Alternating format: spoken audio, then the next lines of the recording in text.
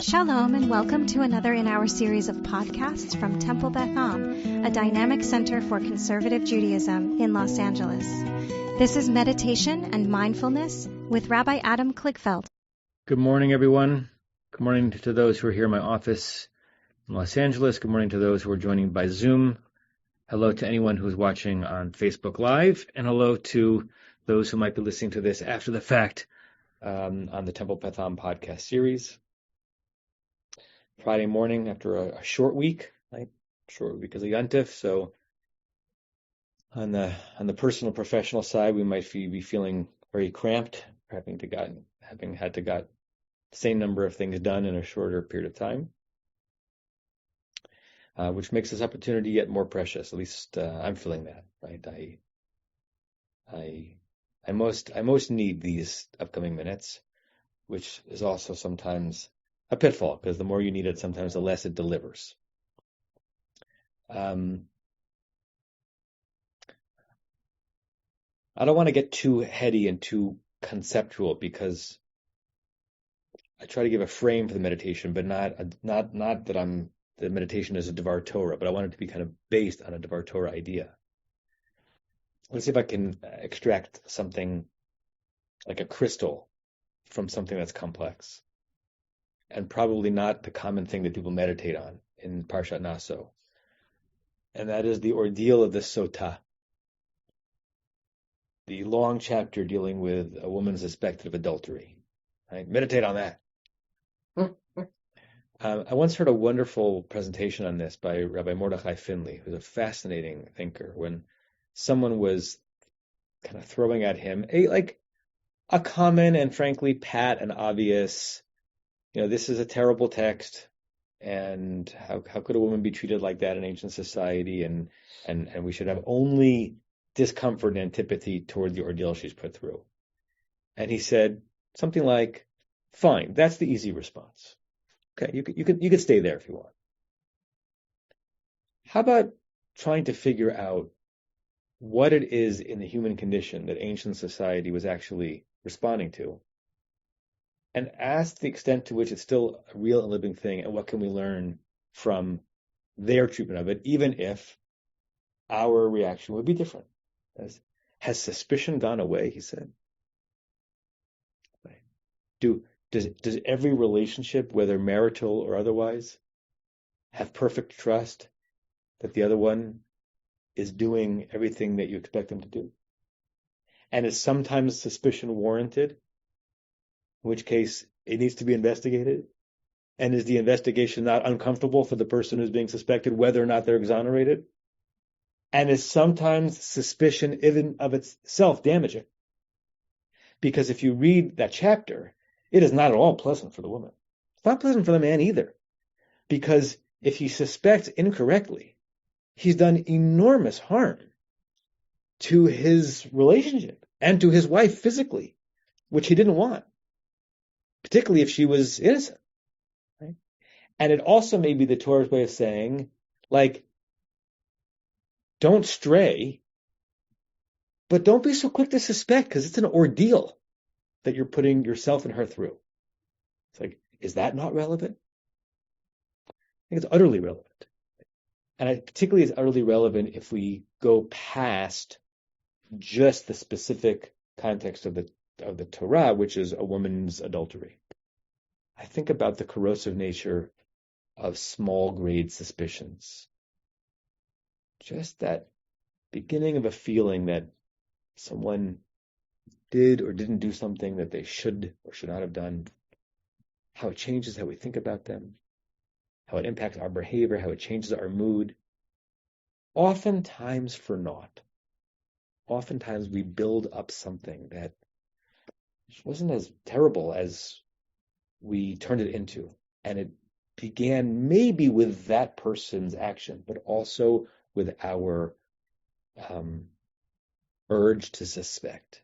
And the urge to suspect is important to keep boundaries protected. And the urge to suspect breaks things down. And I think that's worth pondering. So that's like the Dvar Torah. What the extraction I want us to get to is Whom are we suspecting in our realms, and why? And can we let go of some of it?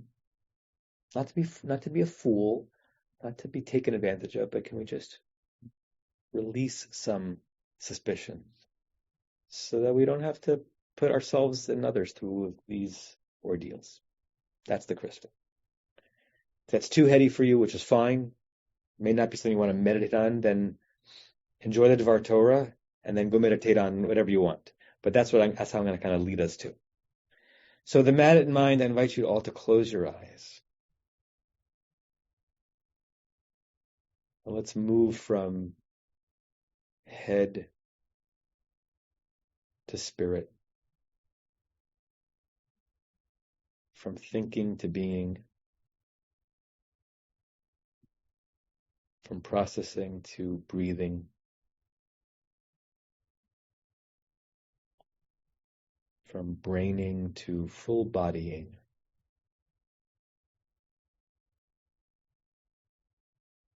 And however practiced and trained we are, the steps down into this mikveh, as it were, are really important. Every time you step into a mikveh, there are at least 7 steps, bringing you into the full zone of those waters. Take your steps now, deliberately, intentionally, slowly,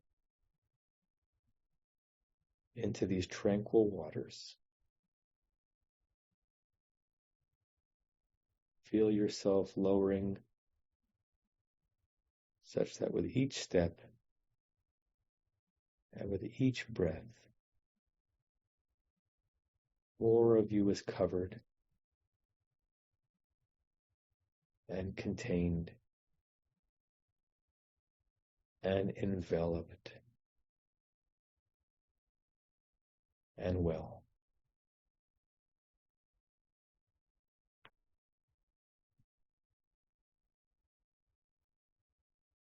There are small parts of your body that have been hurting, bothering, niggling you. Just see if you can give all of those sensations over to this comprehensive wellness.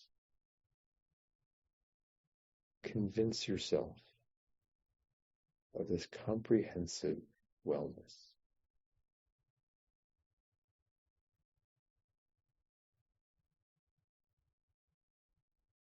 Breathe in through your nose, now through your mouth. Deepening it just enough that it's intentional, and not so much that it's an effort.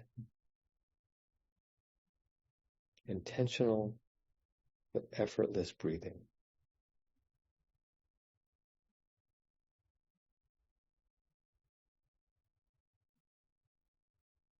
You may try to sense a tingle in your body or a stillness.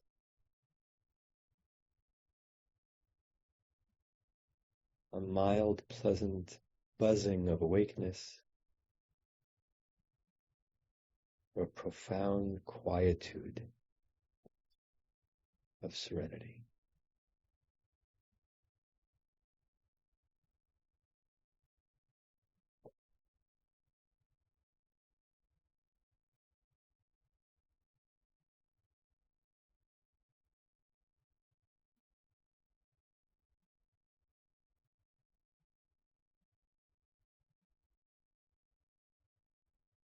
Suspicion.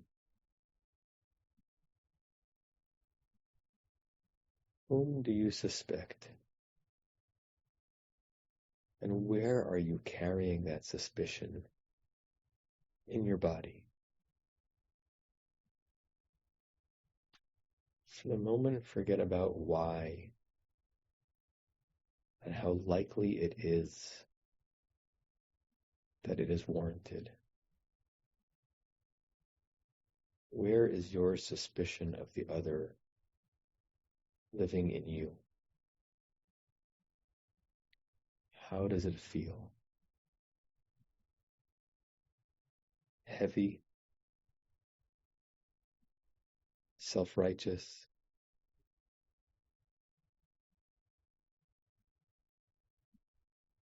a bright light or a dark tunnel.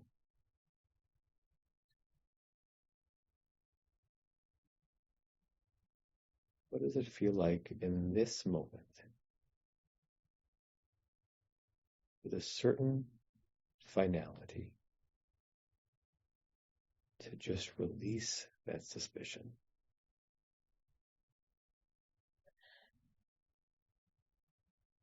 Let it be gone to spare you, to spare the other, to avoid the sota and those bitter waters.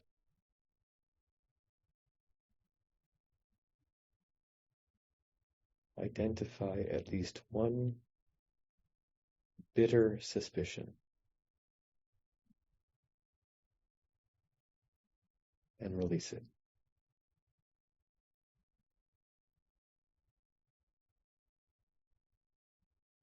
See if you can permit yourself to release it forever.